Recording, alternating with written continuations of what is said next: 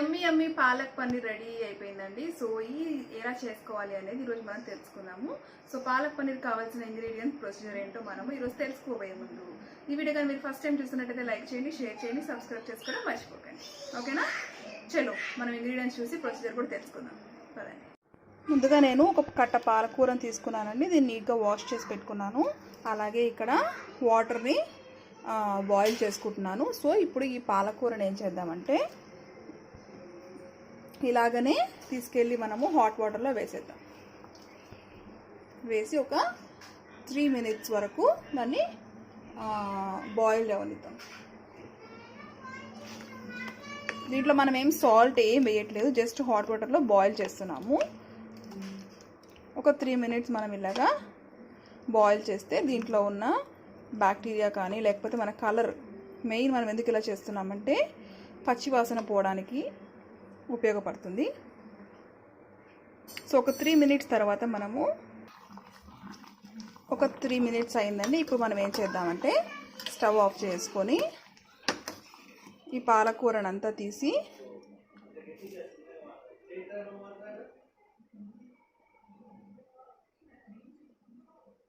ఒక కన్నాల గిన్నెలో వేసుకుందాం.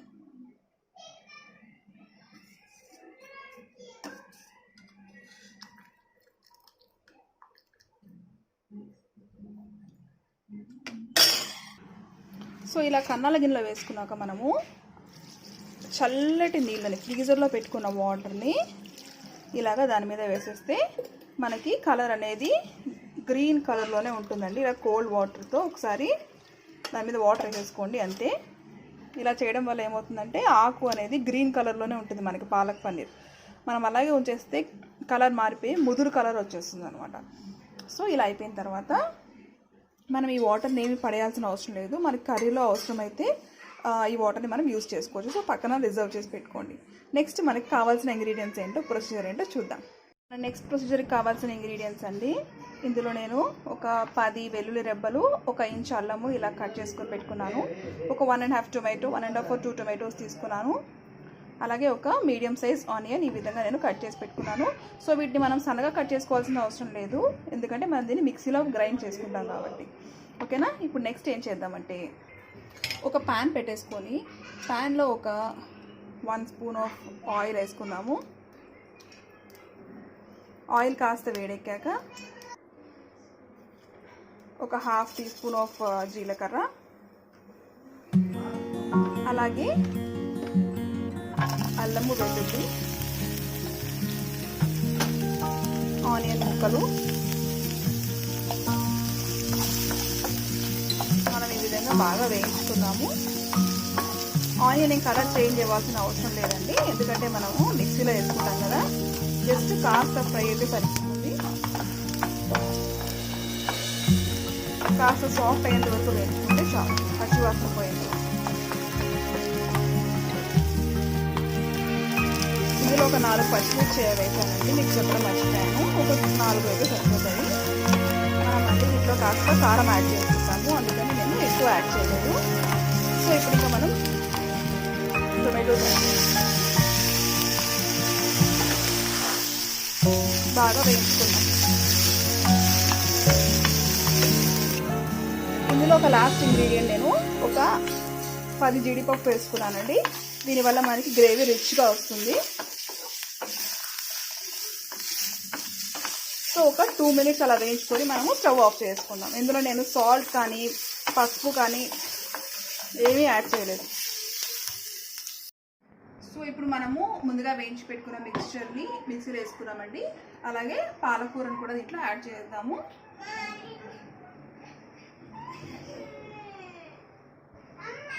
ఇందులో మనము ఎలాంటి పసుపు కానీ కారం కానీ ఉప్పు కానీ ఏది యాడ్ చేయలేదు, జస్ట్ మనం వేయించి పెట్టుకున్నాం మాత్రమే దీంట్లో వేసాము.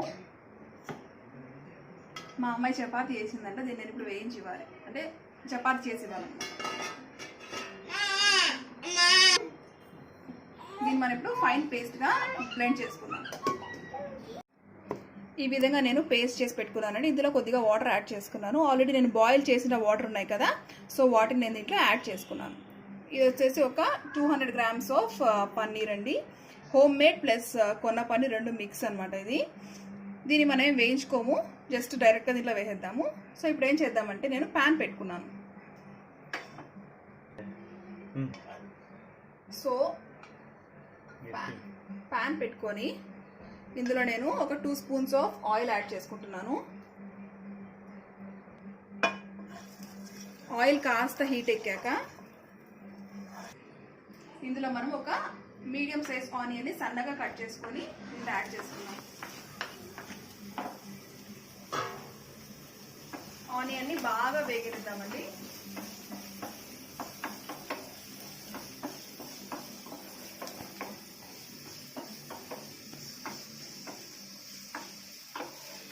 ఆనియన్ త్వరగా వేగాలంటే ఏం చేయాలి చెప్పండి, ఇందులో కాస్త సాల్ట్ యాడ్ చేయాలి. సో నేను ఏం చేస్తున్నానంటే కర్రీకి సరిపడా సాల్ట్ ఇందులో యాడ్ చేస్తున్నాను.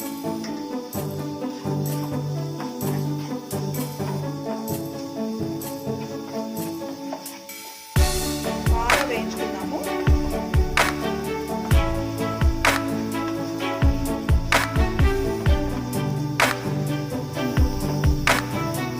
ఆనియన్స్ కాస్త వేగాయి.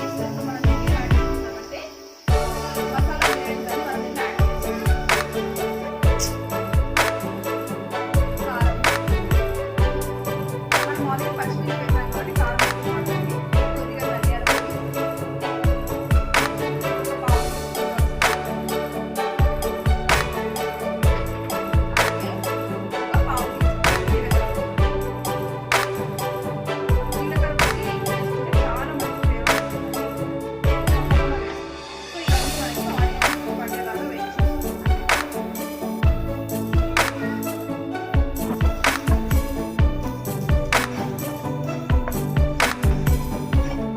బాగా వేగిపోయాయి కదండి. ఇప్పుడు మనం ఇక ముందుగా పేస్ట్ చేసి పెట్టుకున్న ఈ పన్నీర్ ఈ పాలక్ పేస్ట్ అంతా దీంట్లో యాడ్ చేసుకుందాం.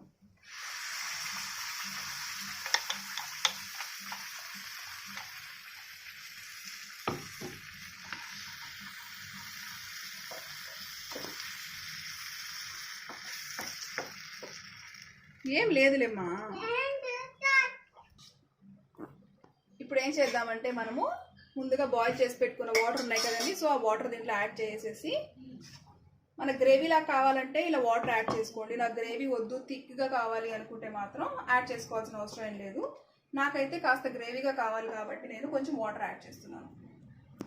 దీన్ని మనం ఎక్కువసేపు బాయిల్ చేయాల్సిన అవసరం లేదు, ఎందుకంటే ఆల్రెడీ అన్ని వేయించుకున్నవే కాబట్టి ఒక 2 to 3 minutes ఈ మసాలా అంతా బాగా దానికి పట్టేలాగా ఉంటే చాలు. బాగా బాయిల్ అయిపోతున్నాయండి. ఇప్పుడు మనము కట్ చేసి పెట్టుకున్న పన్నీర్ పీసెస్ని దీంట్లో ఒక్కొక్కటిగా యాడ్ చేసుకుందాం.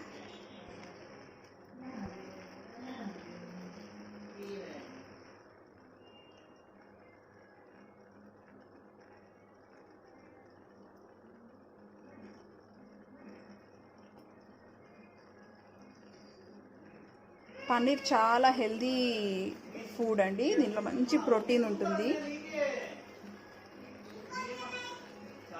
ఎంత కుదిరితే అంత తినడానికి ట్రై చేయండి, ఎస్పెషలీ వెజిటేరియన్స్.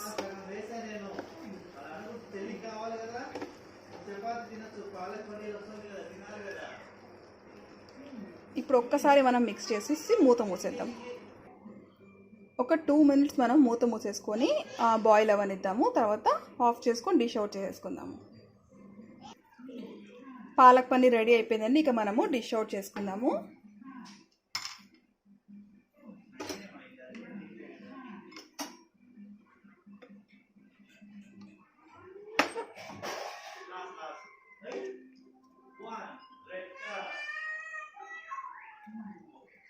పన్నీర్ చాలా సాఫ్ట్ ఉంటుంది. జాగ్రత్తగా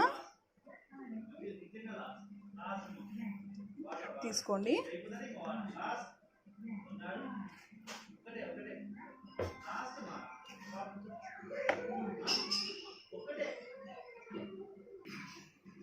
డిష్ అవుట్ చేసుకున్నాక ఒక క్యూబ్ పన్నీర్ని ఇలా నేను గ్రేట్ చేసి పెట్టుకున్నానండి. చాలా చాలా బాగుంటుంది ఇలా చేసుకుంటే. So yummy palak paneer ready అయిపోయింది. చాలా హెల్దీ అండ్ టేస్టీ రెసిపీ అండి. డెఫినెట్గా ట్రై చేయండి. ఈ వీడియో కానీ మీకు నచ్చినట్లయితే లైక్ చేయండి, షేర్ చేయండి, సబ్స్క్రైబ్ చేసుకోవడం మర్చిపోకండి. దీని చపాతీలో కానీ లేకపోతే రోటీ, దోశ ఏదైనా సరే, రైస్లోకైనా సరే చాలా చాలా బాగుంటుందండి సైడ్ డిష్ లాగా. సో డెఫినెట్గా ట్రై చేయండి. ఎలా ఉందో నాకు కామెంట్ బాక్స్లో ఇన్బాక్స్ చేయండి. ఓకేనా, బాయ్. ఈరోజు మనం యమ్మీ and tasty healthy palak paneer ఎలా చేసుకోవాలో చూద్దామండి. చాలా చాలా ఈజీ రెసిపీ. దీనికి కావాల్సిన ఇంగ్రీడియంట్స్, ప్రొసీజర్ ఏంటో ఇప్పుడు మనం తెలుసుకుందాం. ఈ వీడియో కానీ మీరు ఫస్ట్ టైం చూస్తున్నట్టయితే లైక్ చేయండి, షేర్ చేయండి, సబ్స్క్రైబ్ చేసుకోవడం మర్చిపోకండి. ఓకేనా, పదండి ఏమేం కావాలో ఇంగ్రీడియంట్స్ చూద్దాం.